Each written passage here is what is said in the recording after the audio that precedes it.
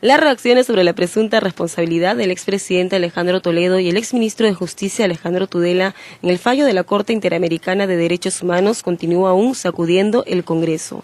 Para el vocero de Unidad Nacional, el gobierno toledista no fue estratégico, pero sí muy negligente en reconocer que el gobierno fujimorista violó los derechos fundamentales de los terroristas muertos en el penal Castro sin ninguna investigación de por medio. Dentro de la persecución en la que estaban a la gente del gobierno del señor Fujimori, no han medido adecuadamente las consecuencias, todas las consecuencias que se derivan de ese allanamiento. El allanamiento jurídicamente, ¿en qué consiste?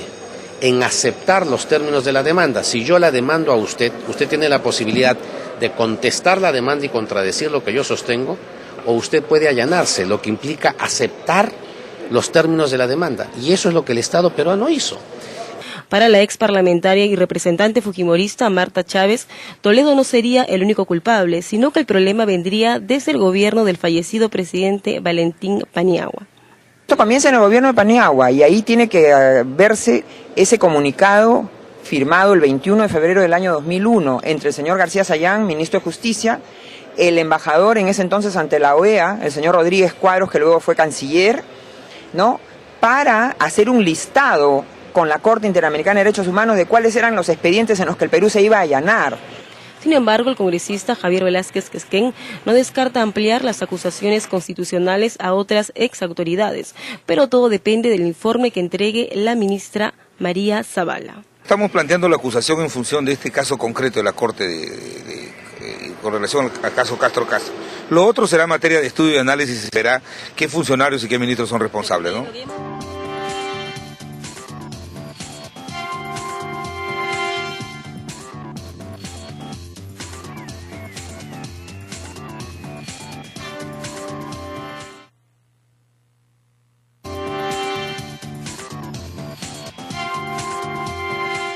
Les llegó la hora. A partir de hoy, aquellos padres que no entreguen pensión alimentaria a sus hijos aparecerán en la lista negra de Infocorp, donde cualquier persona o empleador sabrá quiénes no cumplen con sus obligaciones. Rosario Zacieta, congresista impulsadora de este proyecto de ley que aprobó la Comisión Permanente, alerta a los morosos alimentarios que su propuesta será más radical. El proyecto consiste en, por primera vez creo que en la historia, visibilizar a los grandes infractores de una deuda que es tan vital como es la de alimentos.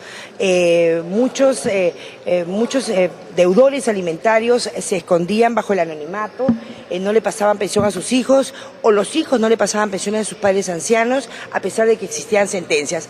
Esto se ha terminado, hemos logrado, gracias a Dios Todopoderoso, poder llegar a la unanimidad para que exista este registro totalmente gratuito, universal, de acceso totalmente ilimitado, para que todas y todos conozcamos quiénes son los deudores en alimentos. Y si la vergüenza no es suficiente para los deudores alimenticios, Zacieta anuncia la creación de un proyecto de ley que castigue con 5 meses de cárcel a aquellos que hagan caso omiso a la ley.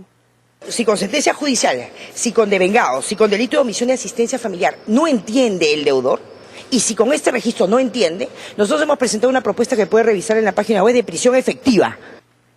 Y ni los jugadores de la selección peruana se salvan de las advertencias de la conocida señora ley. Los que no cumplan con los suyos no vestirán la camiseta rojiblanca nunca más. Pueden ser miembros de una selección nacional, sea artística, sea intelectual o sea deportiva, aquellos que le llevan alimentos a sus hijos. En consecuencia voy a propiciar una reunión con el señor Arturo Gutman para ver de alguna manera que internamente el Instituto Peruano del Deporte y otras instituciones de tipo científico y tecnológico impidan que participen como seleccionados nacionales y vistan la casaquilla nacional aquellos que deban alimentos a sus hijos. Este proyecto fue aprobado por unanimidad y queda pendiente de segunda votación y la promulgación respectiva del Ejecutivo.